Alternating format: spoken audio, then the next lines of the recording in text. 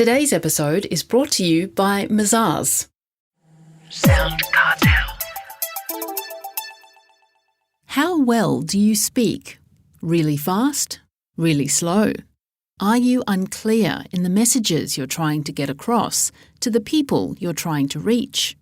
From SoundCartel, I'm Nicole Goodman, and this is Business Essentials Daily.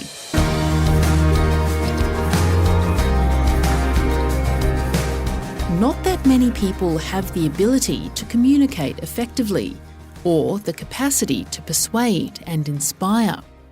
But these are skills imperative to business success.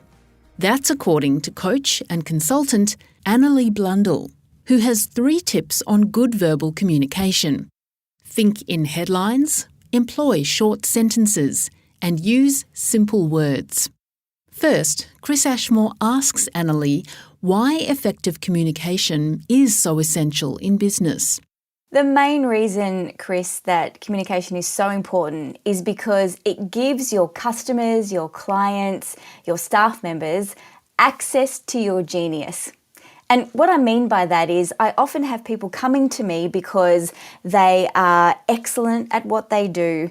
Their clients know that they provide a lot of value, but they are often hamstrung when it comes to the development of their careers because they're not able to articulate that value clearly to customers and people around them. So how would you define good communication? Well, for me, good communication is about the exchange of shared meaning. It's as simple as that. And I can give you an example. If I say to you, Chris, can you pass me that file? And you pass me any file, and I say, no, I mean that file. If you don't know what I mean, if we don't have some sense of shared meaning around the words that I'm using, that's not great communication. So essentially, good communication to me is when people hear what you mean. What are some of the barriers to communicating well, do you think? Often the barriers in professional service arenas and with people who are experts, people who are good at what they do and are experts in their field. And often this is the number one barrier to great communication, is that you know your product, your service, your expertise so well that you forget what it's like to not know what you know. And so we tend to speak with technical knowledge, we tend to speak with jargon, maybe we're not making our language clear and concise for the listener, and that's one of the big issues for communication. When it comes to communicating, I suppose, to people you don't know or a room full of people, is there a fear factor involved? Are people self-conscious and afraid of what others might think about them and that holds them back with the ability to speak and communicate properly? It certainly can.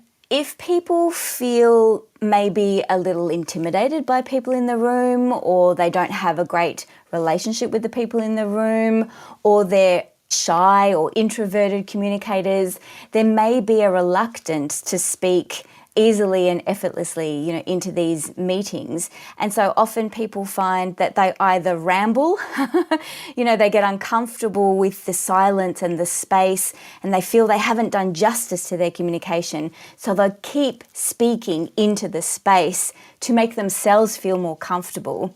And of course, the irony is it makes them look less competent and concise. Do you have an example, perhaps, of where someone has become stuck because of poor communication? I do. I attended a conference once and we had one of the industry experts speaking. So I was one of the professional speakers on the lineup, and as a professional speaker, one of the first things you learn to do is how to speak into the space. And this means if you've got 30 minutes, it's 30 minutes, no more, no less. If your 30 minutes becomes 20 minutes, it's all of a sudden 20 minutes. And so this speaker, not a professional speaker, but an industry expert. And so he had 45 minutes. It got truncated to 30 minutes because we had technical issues. And unfortunately, this poor man didn't have the clarity of his headline messaging to be able to truncate that message.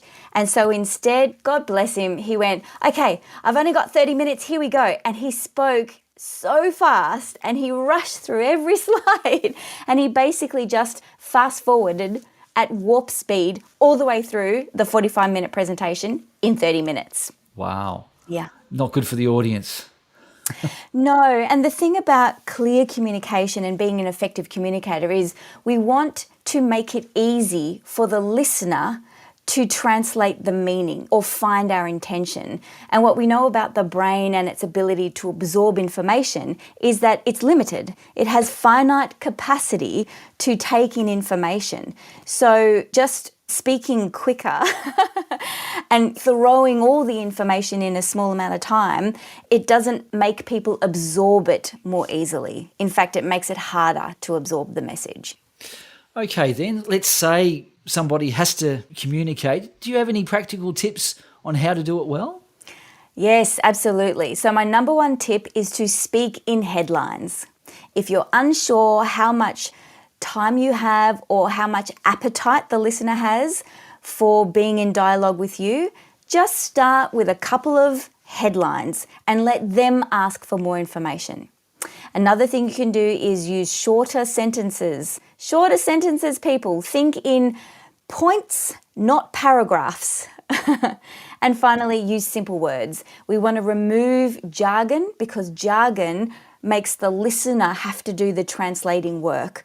Whereas as the speaker, remember, your job is to make it easy for people to get your message.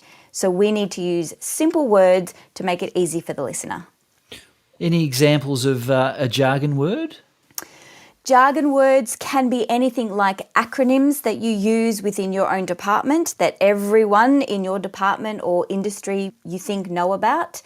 It can be any technical terms that you use to describe applications that you use or software that you use or processes. And often what happens is when you are communicating with or working with people in the know, in your office, in your industry, everyone has access to the same understanding about what that lingo means. But when you need to talk to your customers and you're hired as an expert, they won't know what you're talking about because if they did, they would also be an expert in your industry. So that's where we have to really be careful about the kind of language that we use. Now, Anneli, is there anyone that you admire as a great communicator? Oprah Winfrey. I have to say it. It has to be said. Oprah Winfrey, mostly because she's very clear in her thinking and therefore she's very clear and concise in her communication. She knows exactly when to pause and when to hold that dramatic silence to really punctuate a point. She has a deep tonality. She speaks in her lowest register, again, for great dramatic effect. And she uses short, simple sentences. That was leadership speaker and author Anneli Blundell.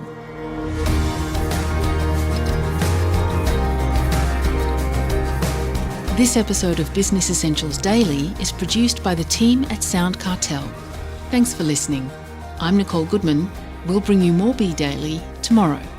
Follow at BE Daily Podcast across social media and head to bedaily.com.au for more from the Business Essentials Daily podcast. SoundCartel. This episode was brought to you by Mazars. To find out more, visit mazars.com.au. That's mazars.com.au.